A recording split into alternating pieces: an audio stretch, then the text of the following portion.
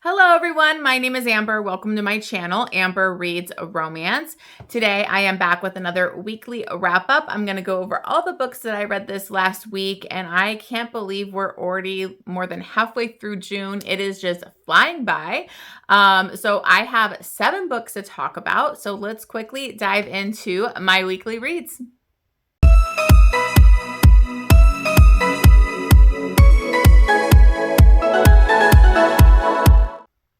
Okay, guys, so I'm kind of feeling it today. I drank a little bit too much last night. Me, my mom, and my aunt were just out like in the sun, out in the lily pond. I was trying to get some sun because I'm trying to get sun for my Hawaii trip. And we had my mom's amazing margaritas. And so I actually got pretty drunk last night.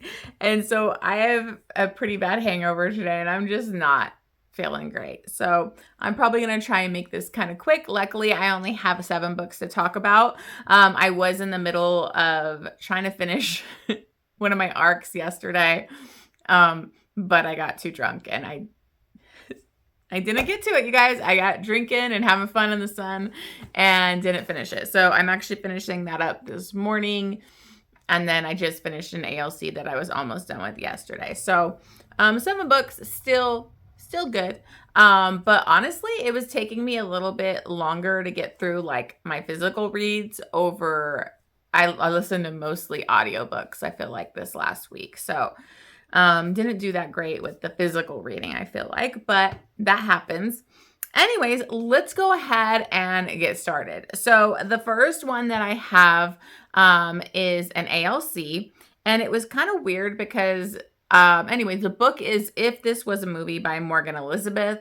This is the second book in the Evergreen Park series. And why I was confused was I randomly got this and I remember requesting it. I felt like I requested this back in like January or maybe even December. I can't even fully remember, but I felt like I requested this book way back because this is actually a holiday book. And then I just got the audiobook, the ALC. So I wasn't expecting this, you guys. Anyways, this is kind of like a holiday. It's a very cliche of like all the like rom-com movies. It's very heavily mentioned in this. This is kind of like a single dad. So in the beginning of this, we have Nate and Jules, and they kind of run into each other. They immediately hit it off. They end up having like this kind of like a couple night fling because they get snowed in together, and she's like totally smitten. He's really into her only after a couple days, but okay. But she ends up seeing him, I think it was like at the grocery store with like his kid, with his daughter and then a woman. And so she's like, oh my God, this guy's married and has a family and I didn't even know. And so she blocks him, ghosts him, and that's that. But now I don't know if it's like a year later. I can't remember the time frame here. But it's been a while and it's around Christmas time. He is a single dad. Yes, that's right. Single dad. He was not married. Okay. And he was with his sister. So she immediately jumped to the wrong conclusions. So that already is kind of annoying. Like you could have had a conversation with him and then figured things out. But he actually just went to do Santa Claus with his daughter, and his daughter has this like ballerina doll, and her wish is that he will marry somebody like her ballerina doll or something weird like that. You can see this is very, very rom-com-y, over the top, kind of cheesy to me. So you can already tell, like, I didn't love this one. I thought the setup was cute. The beginning part was good. But the heroine really drove me nuts in this because what ends up happening is they run into her, and I think she's actually friends with his sister, which is weird that they never ran into each other. Sorry, I finished this last week, like first day, so I'm trying to remember everything about this. But she has like I think it's like her place and her studio in one type situation, and it's like a flood. She teaches ballet and all of that. And so she's like happened to be in like this ballerina outfit for a performance that she was helping on. and it gets flooded and they're all outside, and his daughter sees her and is like, that's my doll, that's the woman you need to marry. And then he sees it's, the woman he had the fling with. And so he's like, I believe he was a contractor, because he's like, oh, I can help out. I can help you get that everything fixed and all this stuff, and you can come stay with me, because she had no place to go. And she quickly, finds out the truth that he wasn't really married, and that was his sister, or like, was it his? See, now I can't remember if who she's friends with. I'm sorry. I'm making a mess out of this whole review. But anyways, let's just continue. So, she goes to stay with him and fights them wanting to be together. Even though Nate is like a perfect man. Like, he literally like is doing everything to be like a good father. He's really attentive to her. He had like a list of all the things that she was into and her likes, and like paid attention to her, yet she couldn't be with him. Even though she found out that she was the one that jumped to the wrong conclusions and ghosted him, she couldn't be with him, even though there was like really no reason for them not to be together.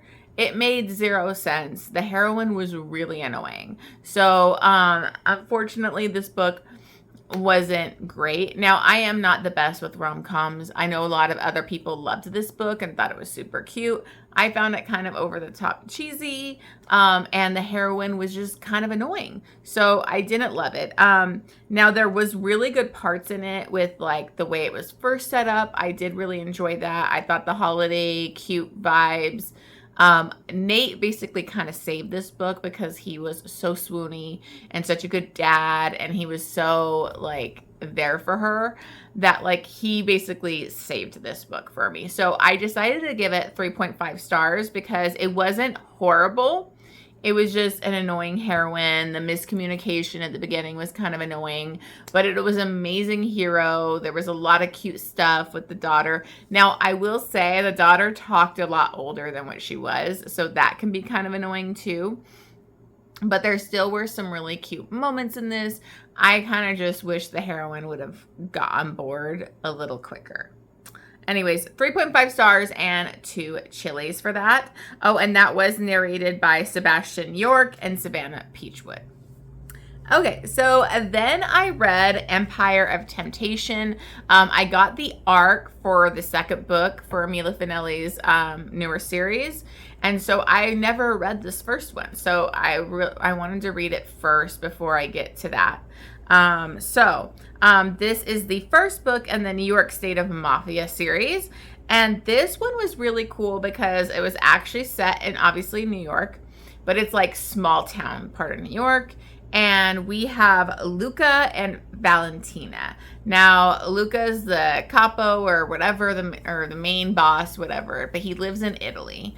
And he basically has to come to this small town because things are kind of like, his cousin's missing. He doesn't know if he's been taken for questioning. There's a lot of stuff up in the air. And he had kind of done a bad thing where he had slept with this guy's wife. And so he was after him.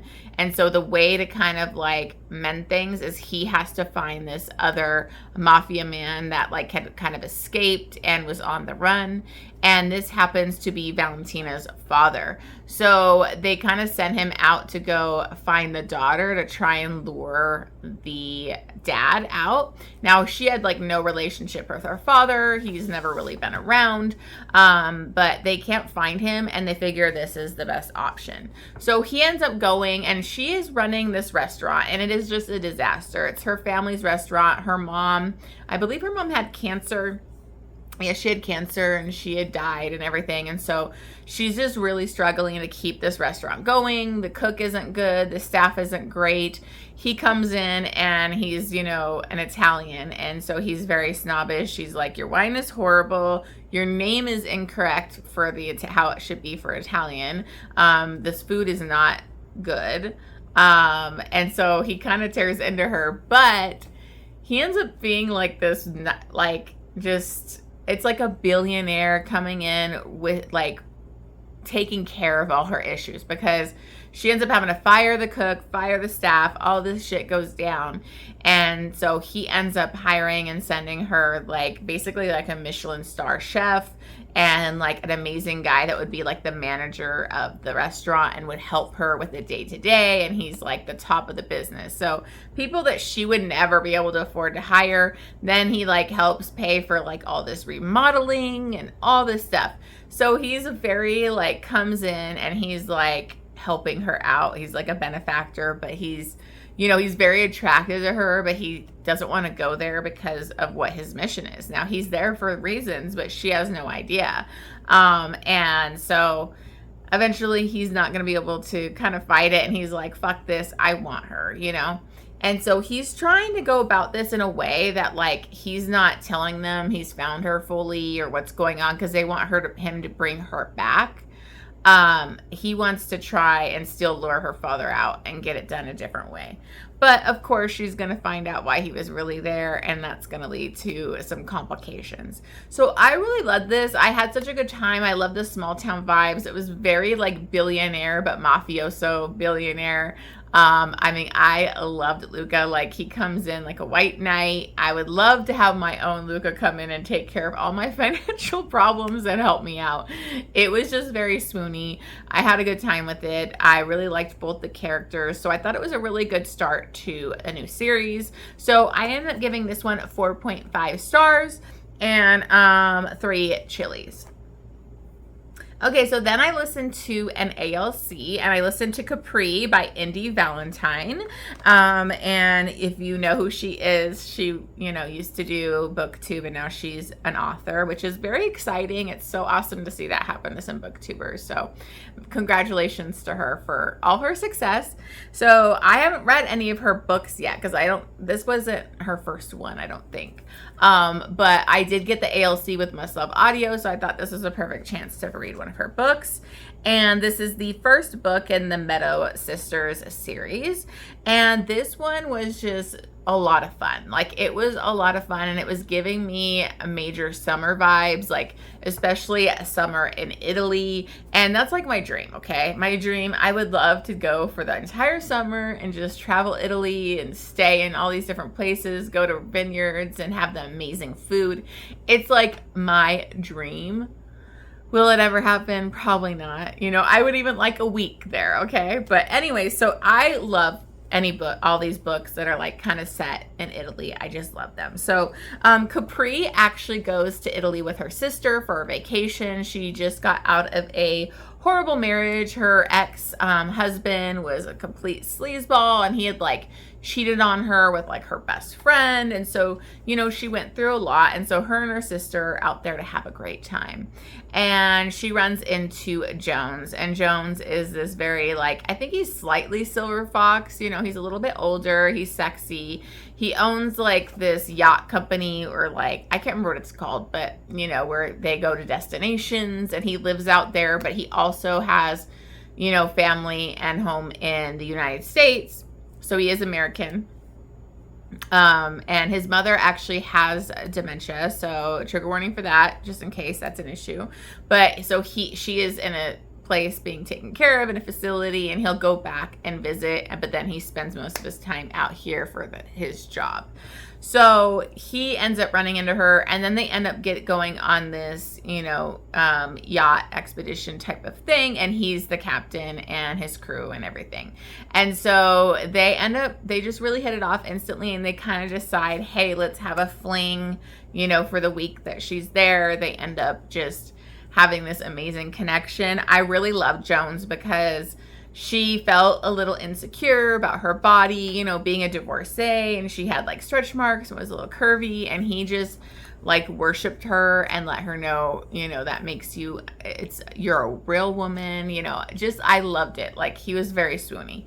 But of course, the vacation is going to come to an end, and so that's the end of that. But things take a turn when he ends up showing up in her hometown, and that's where his mom lives. And so he was there, to take care, spending some time in America and help taking care of his mom. And so they just don't know if anything could really work out with them. So they decide to kind of be friends, and they're hanging out all the time, but they're super attracted to each other, and they're just falling for each other. So I really had a good time with this. It was super spicy. It was fun. it was a great audiobook. I did have some issues with the heroine in the third act, and that's kind of where I docked a little bit of my star off, because I thought her reactions were, even though understandable, I was frustrated with them. And she said something that was so unforgivable to the hero that, like, I got mad. But that, like, leads to their third act conflict and everything like that. But I did appreciate it because she did a grovel. I really like it when the heroine has to do a grovel, and she does it. So I appreciated that. So I had a really great time with this. I think this is the perfect, like, summer beach read type of thing. And you should definitely check it out and help support Indy Valentine's, you know, her new author, her journey, everything like that. So anyways, I gave that 4 stars. And it was 3.5 chilies. This was narrated by Sebastian York and Stephanie Kay, and it was such a spicy, good audiobook. Had a great time with it. Okay, so then I read an arc. I read Ruthless Devotion by Kitty Thomas. And this is my first book by Kitty. I was contacted by her, or maybe her PR person, through Instagram and asked to read the arc. And so I was very interested. I've seen her books around, but I'd never picked them up yet. And so I was really intrigued by this, but it was difficult for me. So I did really like Kitty's writing. I thought it was it wasn't too slow. There were some slow parts. But where the issues came with this book for me were the heroine. Like, I just really didn't like her. So this is kind of like a stalker, mafia, forced marriage situation. And in this we have Aiden Stryker. And he is this big, powerful, you know, badass, tattooed, sexy, you know, mafia man. But also they have like billionaire type of huge companies that make them look legit. And he has been obsessed with Maddie since he was 6. So he was a sweet, awkward kid, and he really crushed on Maddie. So he really wanted to give her the sweet Valentine. He made her, like, got these special cupcakes for her and Valentine. And Maddie was a stupid little mean girl as a child and was, like, grossed out by him and would call him weird and totally rejected him after he did that. And so right away I was like, I don't like you. Like, that's so mean. Like, so mean the way she handled it. So I didn't know how I was going to feel about her. And then now we have her as an adult. He was kind of stalking her as a kid. They don't really go into deep about his stalking. They just reference that he always followed her and stalked her as a kid and how horrible it was for her. This is her views. But it's like we didn't really see it, so I don't even know what his stalking behavior was like as a kid, and they were kids. So it was till he was like 13, then like he went away to, like, they sent him away to like a different school and different stuff, and so he was out of her life.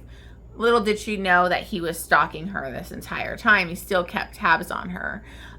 So now as an adult, I think she's like 27, still living at home, doesn't work, didn't really do good in school, just was flighty and like kind of living the elite rich girl kind of lifestyle. Unfortunately for her, her dad had not been paying taxes for so many years. So the IRS basically came and took back everything, and they're like in a really bad financial situation. So now Aiden is like, this is his time to kind of make his move.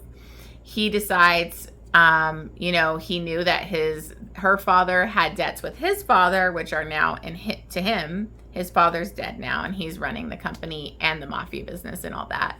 And so he goes to him as like, you're going to either have to pay me, which he doesn't have this money, or he's like, I want to marry your daughter. And so the dad basically gives her to him. She's realized she's going to be in this forced marriage. She knows it's going to be with her stalker as a child, and there's no way out of it. He literally sets up like guards in her home and all this kind of stuff. So before this happened, she had actually gone out on a date and it didn't go well. So she kind of left and she got lost, like walking around. Her phone was dying and these 2 guys were going to like attack her. And of course he's stalking her. So he immediately comes. He was going to kill them like right in front of her, but he stopped himself. and kind of rescued her. And she was so attracted to this guy. She was really into him. She was fantasizing about this stranger that ended up rescuing her that night. And it's actually Aiden. So she doesn't see him till their wedding day. And that's when she's in for the shock of like, oh my God, Aiden is the guy that like I was attracted to. So she's like put into this forced marriage with him. She tries to like buy the most expensive dress to like piss him off, and really he's like 2 steps ahead of her the whole time. There's something that goes into what he like, the whole dress thing that you later find out, and I don't know, I liked that part. But so now they're in a forced marriage, but he's like not gonna force her to have sex with him, so it's a very slow going to get to the sex. It takes till like almost the end to get to like good sex going on here.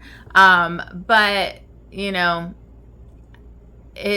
Aiden is also on his own revenge quest because of his father, like basically kind of would pass his mother around, and all these other people would rape his mom. And so he's been going after and killing all of these guys that did that to his mother. So he has this other kind of, you know, revenge plan and murder thing that he's doing. So anyways, that's kind of what's going on in this book. It was just very slow. A lot of it, and my problems were with the heroine, because she still held on to the fact that he stalked her when he was like from 6 to 13, and then like she was a total mean girl to him, and it was just kind of like, you're attracted to him, you want to be with the guy, but like, I don't know, she was just very frustrating. She felt very selfish, she felt very entitled, and I didn't really like her. And so all this stuff, they're doing stuff separately and not really spending a lot of time together, so I didn't really feel the romance building. It was kind of like an attraction, but like I didn't really feel the romance, and I didn't know why he was obsessed with her. Honestly, she was a fucking bitch. So I liked Aiden a lot, though. I liked his storyline. I thought his whole like revenge quest was very interesting. So there were some really good elements to it. The writing was good. I just didn't like the heroine. And so that can like really, you know, make a book suffer a little bit when I'm not 100% behind the heroine. Now, she did have some redeemable qualities, and so I didn't completely hate her. But then like the third act, her actions seemed really out of character. I'm not even going to bring it up because it'll spoil so much, but it was kind of like, what? Like it completely took me out of the story. So I don't know. It was okay. It didn't blow me away. Aiden was another saving grace of this book, and like the stuff going on with his plot line. But again, so I decided to give this one 3.5 stars and 2 chilies. Okay, so the next book, I'm not even really going to talk about. I'll give you the main setup of what it is, but I'm not going to give you my thoughts. I'm not going to give my rating or anything like that, and that's because it's the Mortals After Dark read-along. I read Dreams of a Dark Warrior. This is the 10th book in the Mortals After Dark series. Now, I'm not bringing this up here because I really want you to watch my live show, okay? They haven't been doing that great, and I really need you guys to head over to the live show. It's going to be on Saturday, June 28th, which is actually my birthday. So, and I am going to have Jen from the Book Refuge and Helen from What Helen Reads. They are going to be joining me. So it'll be a lot better than the last live show where I was just talking by myself. That one was just like so awkward. But this one I am so excited for because this book was Declan Chase, and he is kind of a big enemy, a bad guy to all the immortals. We are at Torture Island. He is running Torture Island he's not the main head in charge, but he runs Torture Island. He tortures these immortals. He does a lot of bad things, and he hates all these immortals. And then we have Reagan. She is the Valkyrie. She is Reagan the Radiant, and she is actually his fated mate because he is actually a reincarnated version of a warrior from I don't remember how many years ago, but it was a long time ago. He's been reincarnated multiple times. And each time ends in disaster, and now he's back, and he's Declan Chase, and he has Reagan in Torture Island, and it gets dark. So that's the only setup I'm going to give this for you, but this book was really exciting and different. And so I'm very excited. I'm going to be reading Lothair. I don't know if I'm going to start that today or maybe in a couple of days. I'm going to read Lothair next. So it's going to be amazing. We're going to be talking about Declan Chase and Lothair. So much to go over. It's going to be such a good live show. So make sure you watch my live show. Again, it's June 28th at 1 p.m. We're doing it earlier because Helen is in the UK. So we want to make sure that it's not too late for her in the UK when we do the live show. So make sure you check that out. Okay, so then now I just have two more, and they're both ALCs because I was still trying to finish my arc that I've been reading for a few days. I tell you, I'm going slow lately. But anyways, the first ALC I'm bringing up here is going to be The Complication with the Best Man by Piper Rayne. This is the 5th book in the Lake Starlight series. I didn't read any of the other books in this series, so you can definitely jump in here and it wouldn't be an issue. But this is between Finn and Harper, and they actually met at Harper's cousin's wedding, and they hit it off. He's the sexy firefighter. I think he was he was the best man. She was like the maid of honor, I believe. But they had like a one night stand. It was amazing. But of course, it leads to an accidental pregnancy. So, Harper runs like she's a wedding planner, and she, this is set in Alaska in like this small town, and she, it just finds out she's pregnant. She's kind of blown. Like, what do I do? She feels very like not as responsible or as successful person as like her brother. She's got a lot of hang-ups that she's dealing with, but she ends up finding she's pregnant. And then what makes it even worse is that her next client for an upcoming wedding happens to be Finn. And he is with his fiance, and they show up to this meeting, and she's just like, what the hell? Because she was going to tell him, and then now she doesn't know what to do because he's actually engaged. And it made her think, like, were you with her when we got together? And don't worry, there's no cheating in this because, he actually wasn't with her. They had broken up, and they decided to do kind of like a marriage of convenience type of thing, to get like her inheritance and money that she needed to get. So they had kind of just planned to do this. But now she's like forced to help like plan their wedding.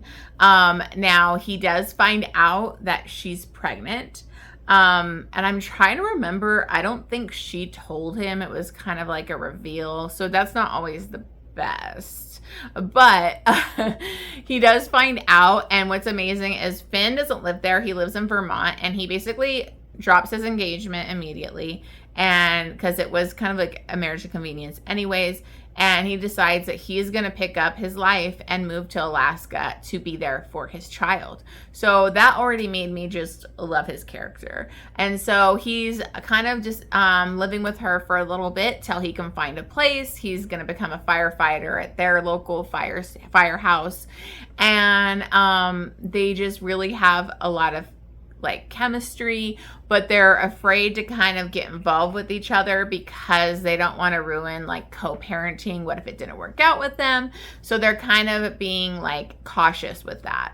But I loved it because there was great sexual tension and kind of like this longing for each other, that, when he ends up having to go back to Vermont and like, pack up and like drive cross country to like move back home to her. They really spend a lot of time like missing each other and, texting every day. And it's just really sweet.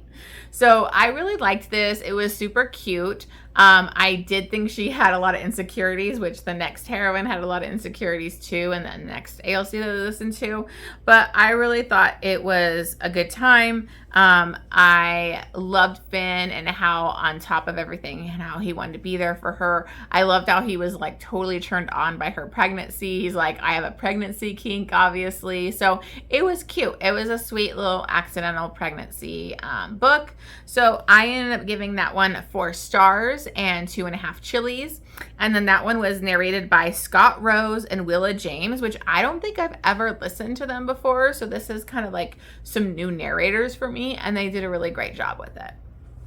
Okay, so the final one that I listened to was another ALC, and this is Just a Little Crush by Phillips and Erika Wilde. This is the first book in the Sterling family crossover, so I'm guessing this is kind of a crossover from a previous series. I had never read anything by these authors, so this was okay. I think you could go into this as the first book and you're not lost with all the other characters. But you could tell there is past stuff going on that like I didn't know, but it didn't like affect the story. So this is between Caleb and Stevie, and this was a really cute single dad billionaire type of romance, and then it leads to fake dating. So they've kind of known each other for a year. I believe Stevie is friends with his sister, and so she actually works at the bar. She also works, she's finishing up school and been interning at a PR company. And so she, came from like basically nothing. Trailer park. I think her father had like killed her mother, and then like he's in prison. So her and her sister moved there to get away from that whole life, and then Caleb is very rich, very successful billionaire, and they've been kind of flirty for like the last year or so, but never done anything. And one night they decide they're like really hitting it off together, like let's go home with me type of thing. And so they're gonna just have like a one night stand, and they're kind of the next morning cooking breakfast, making out, about to have sex again, like out in the kitchen. And his ex-wife shows up with his son, and she wasn't supposed to be there yet, but she sees him doing this, and she's like, oh, really? Because he had a morality clause because of her behavior in the divorce. And so she was going to use this, him bringing like random women around and all that kind of stuff. And so he was kind of nervous about it, and he basically lies and says it's his girlfriend, not some random hookup. And so he basically asks her to fake date him for like during his like custody situation. So, and he's going to help her out financially. And so Stevie and him kind of just start, fake dating, going to events together. And she has a lot of insecurities because she feels like less than, like not good enough, not even like fitting into his like very rich, affluent world. And we got like a stupid over the top psycho ex that she has to like deal with in this too. That can be kind of annoying, like I'm so over the constant, like over the top evil exes in books. But it didn't make me hate this. I did get annoyed with Stevie's constant like insecurities in this, but I thought it was really cute. He was like a great dad, and she starts to really become part of his son's life, and they start to really like fall for each other because they are fake dating, but they're really like hooking up and still going after it with each other. So her sister was like living with her because her sister's boyfriend had like been abusive and kind of stalking her. I think they had like a restraining order, so there's some of that kind of conflict in here too. But I had a good time with this. Honestly, like I don't remember a ton, and I just finished it the other day. But it was good. It was a quick little read. So I ended up giving this one 4 stars and 2.5 chilies. This one was narrated by Andy Arndt and Sean Masters. So it was a good audiobook. So those are the books that I had this week. I think this video is actually going to be pretty quick. So that's kind of fun for once. Thank you so much for watching this. Make sure you check out my live show on Saturday. I hope you guys join us. It's going to be so much fun. I can't wait to chat about Immortals After Dark, especially the Fair. And Declan Chase was intense, so it should be a good time. All right, thank you so much for watching this. Don't forget to hit that subscribe button, leave me a comment, like the video, and I will see you guys on the next one.